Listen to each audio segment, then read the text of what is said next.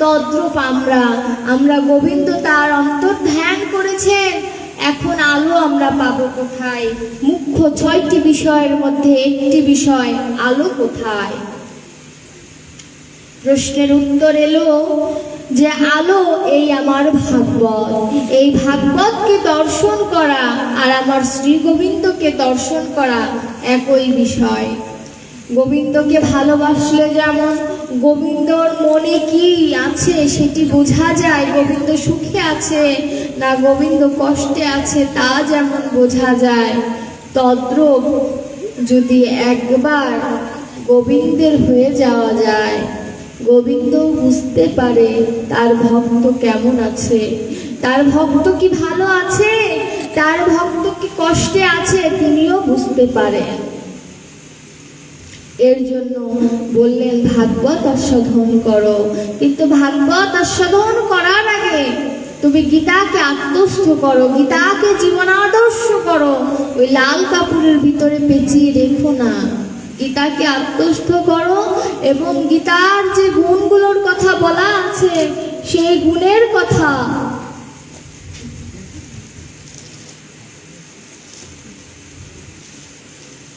জয় জয় রাধা গোবিন্দ প্রীতি প্রেমানন্দে গৌর হরি বল।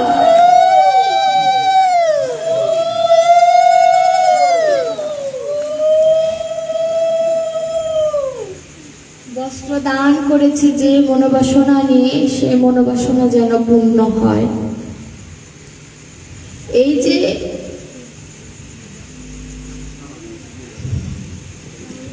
মানে কেউ কিছু করলে কথাগুলো হারিয়ে যায়, এটা মানে বিরাট একটা কষ্ট। এই যে গোবিন্দকে আমরা ভালোবাসি, গোবিন্দের হয়ে যাওয়ার কথা সকল শাস্ত্র ধর্মগ্রন্থে বলে। এই ভালোবাসাটা অর্জন করব কিভাবে? প্রশ্ন আসতে পারে।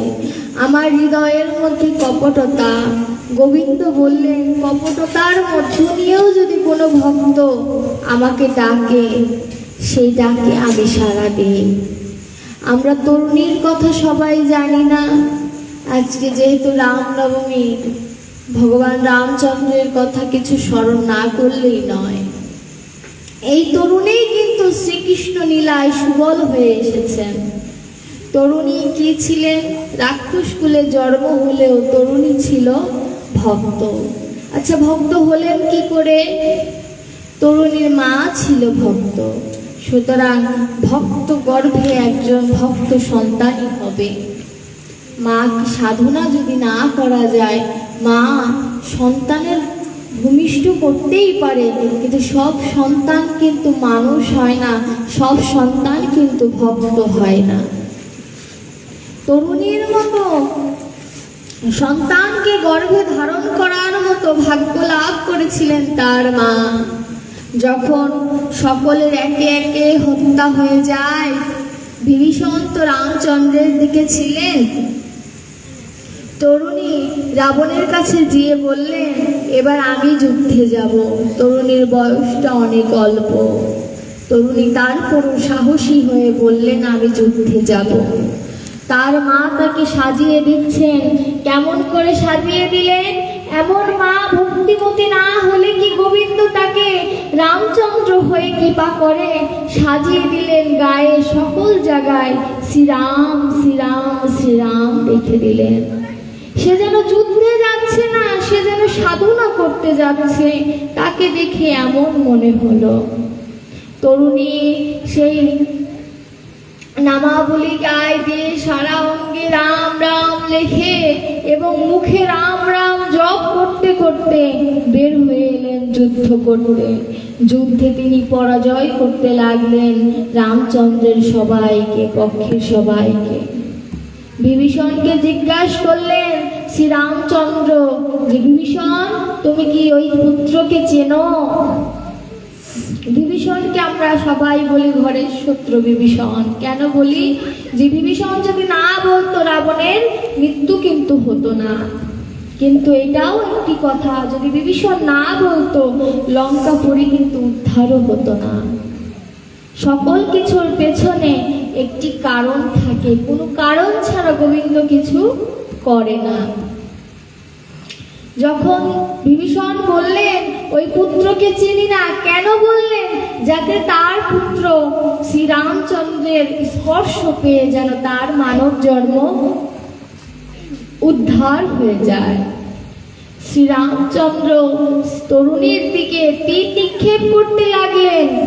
ও বাবা, ভক্তের দিকেও শ্রীরামচন্দ্র বলুন, ভগবান বলুন, গৌর হরি বলুন, তীর নিক্ষেপ করতে থাকে। কি তীর?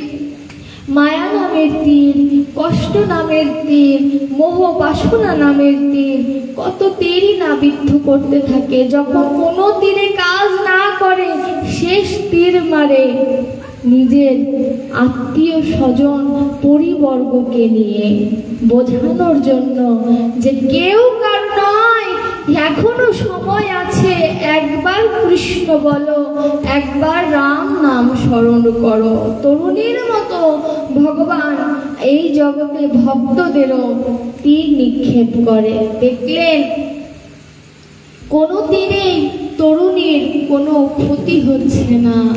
বিভীষণ আমার পিতা হয়ে বললেন, প্রভু মস্তকের দিকে তীর নিক্ষেপ করো, লক্ষ্য করে দেখো ও জায়গা কোনো রাম রাম লেখা নেই। শ্রীরামচন্দ্র আর দেরি করলেন না। যখন তীর নিক্ষেপ করেছে, মস্তক ছিন্ন ভিন্ন হয়ে গেল, দেহটি অসাড় হয়ে পড়ে রইল। তখন আমার বিভীষণ দেহর কাছে যে কান্না করছে, হা পুত্র, তুই আমায় ভুল বুঝিস না, তোর গতি করার জন্য আজ এই কাজটি আমায় সাধন করতে হলো। শ্রীরামচন্দ্র জিজ্ঞেস করলেন, এ পুত্র তোমার কি হয়, এখনো সময় আছে, বলো। শ্রীরামচন্দ্র কি জানতেন না? জানতেন, তবু প্রশ্ন করেছেন যে কতটুকু বিভীষণ ভালোবাসে, যে তার পুত্রকে তিনি তুচ্ছ করে দিয়েছেন, তার চরণে নিবেদন করে দিয়েছেন। এমন ভালোবাসা যদি কোনো ভক্তের না হয়, কেন গোবিন্দ তাকে নিজের করে নেবে? যখনই তিনি বললেন যে এটি আমার পুত্র, তখনই শ্রীরামচন্দ্র আশীর্বাদ করলেন যে এরপরে আমি যে লীলা করব, সেই লীলায় এই তরুণী আমার সুবল। তরুণীর তো মহাভাগ্য, করলাম কৃষ্ণ ভজন, না করলাম ধর্মীয় আচার আচরণ, না করলাম ভক্তদের পূজন, আমার গতি কি হবে? আমার নিবেদন একটি, হে প্রভু, তোমার চরণ, তুমি ভক্তের অধরে শ্রীকৃষ্ণ নাম রূপে আছো, তুমি ভক্তের কণ্ঠে তুলসী রূপে আছো।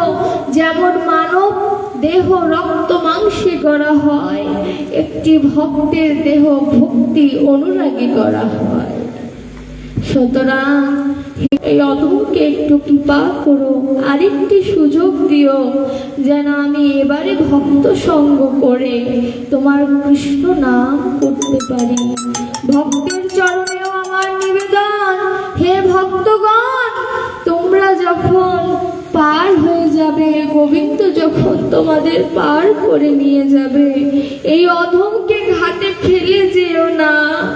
কৃষ্ণের কাছে প্রার্থনা করো তোমরা, যেন সে আমায়ও পার করে নিয়ে আমায় প্রতিরূপেই ভালোবাসুক, যে রূপেই আমায় ভালোবাসুক, একটি সম্বন্ধ আমার সাথে করতেই হবে। যে ভক্ত সম্বন্ধ না করে, তার পরিচয় কি? তার সাথে তো কোনো যোগাযোগ আমার নেই, তাহলে তার সাথে তো আমার কোনো পরিচয়ও নেই, তাকে আমি রক্ষা করব কেমন করে? এই যে প্রসাদ, এই প্রসাদকে আমরা তরমুজ শশা বলে ডাকি, কিন্তু যখন সেটি মন্দির থেকে বের হয়ে আসে, তখন কিন্তু এর নাম তরমুজ শশা থাকে না, প্রসাদে পরিণত হয়ে যায়। তদ্রূপ আমার এই দেহ মধ্যে যদি একবার তুলসী মালা ধারণ করা যায়, আমার এই দেহটিও প্রসাদে পরিণত হয়ে যায়। তো গোবিন্দের চরণে নিবেদন করতে হলে সর্বপ্রথম ভক্তি প্রয়োজন। আর ভক্তি আসবে কোথা থেকে? তুলসী মহারানী যদি কৃপা না করে, রাধারানী কি যদি কৃপা না করে। আমরা সূর্য পূজায় শুনি না, রাধারানী তুলসীকে পাঠিয়েছিল গোবিন্দের কাছে। কেন? অনেক সখিত ছিল। কেন তুলসী দেবীকে পাঠালো? কারণ তুলসী কৃষ্ণ প্রিয়সী। রাধার কৃপা পেয়ে তুলসী যদি একবার কৃষ্ণের কাছে যেতে পারে, কৃষ্ণের যেমন প্রসাদী মালা রাধারানীকে আবার এনে দিতে পারে, তদ্রূপ তুলসী মহারানীকে যদি একবার কণ্ঠে ধারণ করতে পারি, তুলসী মহারানী আমাকেও গোবিন্দের চরণে পৌঁছিয়ে দিতে পারে। তুলসী মহারানীর এত গুণ। দেখবেন মৃত্যুকালে কেউ থাকে না বাবা, 7 তালা 8 তালা যত বাড়ি থাকুক, যত ঐশ্বর্য, যত পাণ্ডিত্য, যা কিছু থাকুক, সকলকে কিন্তু ওই নিচে শুইয়ে দেওয়া হয়। একটি তুলসী গাছ রেখে, সারা অঙ্গে কৃষ্ণ নাম লেখে, বল হরি হরি বল বলে তাকে শ্মশানে নিয়ে যাওয়া হয়। মৃত ব্যক্তিকে বলে বল হরি হরি বল। যে 4 জন কাঁধে নেয় তাকে বলে বলো হরি হরি বল। বল থাকতে হরি বল। যখন এই অসার দেহ হয়ে যাবে, তখন কিন্তু কৃষ্ণ বলার মতো শক্তি থাকবে না। সুতরাং বল থাকতে কৃষ্ণ বলো।